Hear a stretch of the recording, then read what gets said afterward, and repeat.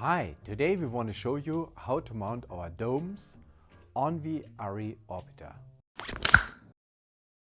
Therefore, you have to bring it in this position.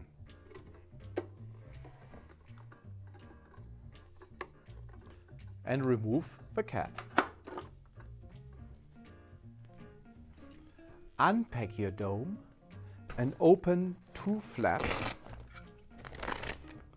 And while pushing down, you lift the fabric up.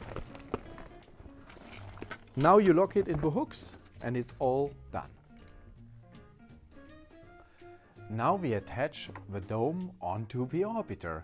Therefore we look for the long white nose that is over here, and there are two smaller ones over here. The same you have in here. Here is the white one and here are the two small ones. Just align it and rotate clockwise. Here we go. Now you're ready for shooting. And if you want to protect your side walls, whatever, to your scene, you can use our covers. They are very simple to attach. We have a Velcro prepared for that.